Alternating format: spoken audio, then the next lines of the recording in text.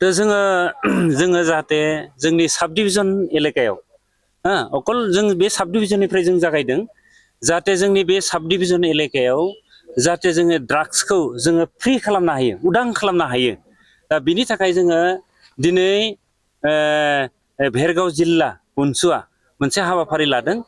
आरो बे हाबाफारिनि गेजेरजों जोङो बेखौनो मेसेज खालामनो बा जोङो रायजो राजाखौ फोरमायनो नागिरो जे रायजो राजाया जाहाथे बिनि सायाव गावबा गावनि गथ'फोरखौ जाहाथे एसे नोजोर होयो मोनाबिलि समाव बबेयाव थाङो बबेयाव थाङा एसे बिसार जाहाथे खालामो जों मिथिनायावथ' गोबां माने सिं माने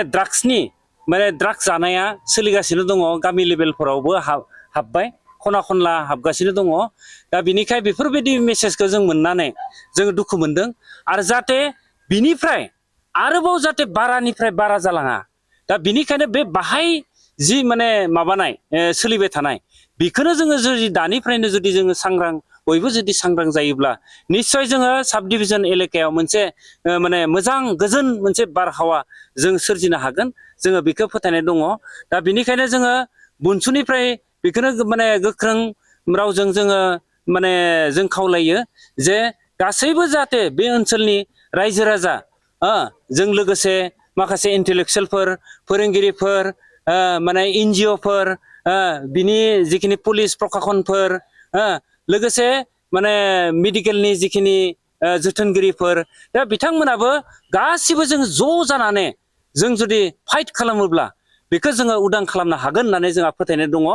आरो बेखौनो आङो फोरमायबावगोन जे जोङो बे गोजोनथाव खौराङानो जाहैबाय मा जे जों ज'हैनो जुदि जोङो बेखौ जुजियोब्ला बेखौ उदां खालामनो हागोन होननानै जोङो फोथायनाय दङ बेनो जाबाय जोंनि मोजां मेसेज आरो दिनैनिफ्रायनो बा जोङो दिनैनिफ्राय बा गाबोननिफ्रायनो जों जाहाथे बेफोरनि सायाव गासिबो नोजोर लाखियो आरो जोङो गोबां मेसेज फैदों जे गोबां स्कुलफोराव बा कलेजफोराव जे माखासे ड्राग्स जेरै जेनेबा माखासे टेब्लेट ओंखारदों बे इउबा होननाय टेब्लेट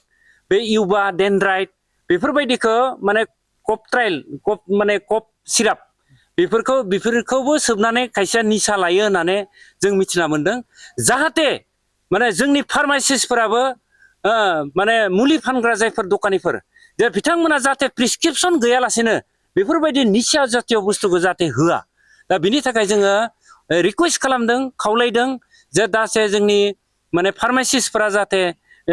माने सेंग्राफोरखौ जाहाथे बेफोरबायदि बेसादखौ बियोब्ला प्रिसक्रिपसन गैयालासे जाहाथे होआ जाहाथे फैसा खामायनायनि नामाव दा बेफोरबायदि माबाखौ माने हरोब्ला निश्चय जोंनि माने इयं जेनेरेसनखौ फोजोबनाय जागोन आरो इयं जेनेरेसनखौ जुदि फोजोबोब्ला बे ओनसोलनि आबहावाया थासारिया गाज्रि जालांगोन अकल आबहावाल' नङा न'खर बाय बाहागि गासिबो धंख जालांगोन दा ओंखायनो खेबसे जुदि ड्राग्स बे हिर'इनखौ बा बेफोरबायदि निसा बुस्थुखौ जुदि लायोब्ला बेखौ फाहामनो थाखाय बिराद गोब्राब जायो आरो बिनिफ्राय गोबां बेरामबो जायो आरो बिमा बिफानि खोथा मानिया जालाङो बिमा बिफाखौ बुनो दाननो माने थाखाय साहस खालामो दा बिनिखायनो बेफोरबायदिसिम जाहाथे जोंनि इयं लाइमोन सेंग्रा सिख्लाफोरा बेफोर माने सिम सहैया दा बिनि थाखाय जोङो बे मिडियानि गेजेरजों गासै रायजो राजाखौ गुरै खावलायबाय नोंथांमोननि जिथु ड्राग्सनि बेलायावहाय जिथु सांग्रांथि मेल बेवहाय एडमिनिस्ट्रेटराबो नोंथांमोननि बेवहाय बाहागो लादों निश्चय मा सहारि मोनदों दा बिथांमोना जोंखौ जोंनि जि बे ड्राग्सनि जों प्रग्राम लानो नागिरनाय लोगो लोगो बिथाङा बिराद माने गोजोननाय फोरमायदों जोंनि एसडिपिअ सार आरो लोगोसे बेहायनो जोंहा इनचार्ज दङ इनचार्ज सुमन साहा दा बिथाङाबो जोंखौ कअपारेट खालामफैदों आरो लोगोसे डक्टर भेरगाव मडेल हस्पिटालनि डक्टर दा बिथाङा गोबां गोलाव दिनै एवारनेस जोंनो फोरमायलांदों मा जायो जाबा मा जायो मा बेराम जानो हागौ माबायदि बेखौ माने होबथानो हांगोन आरो माबायदि जोङो सांग्रांथि जानाया मोजां बेफोरनिसिम माने बिथाङा ओरैबायदि स्टेजसिम बुंहैदों जे बेखौ फाहामनो थाखाय बे माने ड्राग्स जाग्रा मानसिखौ हिर'इन जाग्रा मानसिखौ फाहामनो थाखाय दिनैसिम जेनेबा मुलि नागिरनानै मोनाखै होननानै बिथाङा फोरमायदों दा बेनिखायनो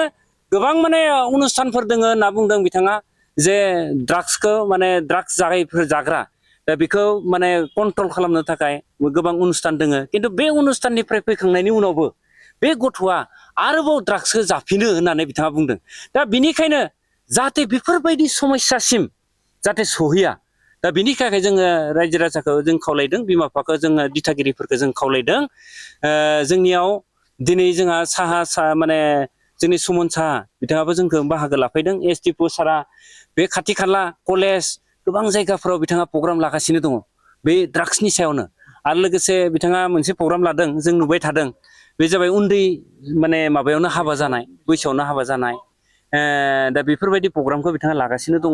दा बिनिखाय जों जि लादों, दा बेखौ मिथिनानै एसडिअ सार आरो लोगोसे जोंनि एसडिपिअ सारा गोजोननाय फोरमायदों। दिनैनि जिथु हाबाफारि, बे हाबाफारिनि गेजेरजों नोंथांमोना रायजो राजाखौ दिन्थिनो थाखाय माबा मोनसे हानजा सुरनाय हाबाफारि लागोन नामा? नंगौ, जोङो हानजा सुरनाय बे हाबाफारिखौ जोङो नैबे एवारनेस जोबखांनायनि उनावनो लानो नागिरदों। दा जों हानजा सुरनानै जाहाथे जोङो जोंनि डिसि सार, डेपुटि कमिशनार उदालगुरि, दा बिथांनो जोङो मोननैसो बुस्थु जों रिकुवेस्ट खालामगोन। जे जों खोनानो मोनदों जे बिधान सभानि जे एसेम्ब्लियावबो बे ड्राग्सनि सायाव गोबां सावरायदों आरो गोबां एजेन्डा लादों। अकल एजेन्डा लानानै जाहाथे माने कारजकरि जे बेखौ जाहाथे बाहायगोन, दा बिनि थाखाय जोङो रिकुवेस्ट खालामनो, जोंनिफ्रायबो बुनसुनिफ्रायबो जाहाथे जोंनि नारसिननाया जाहाथे सरकारनिसिम जोङो थाङो। दा बिनि थाखाय जोङो डिसि थ्रुयै जोङो एसडिअ सिभिल, दा बिथांनिसिम जोङो मेम'रेन्डाम गांसे गथायगोन।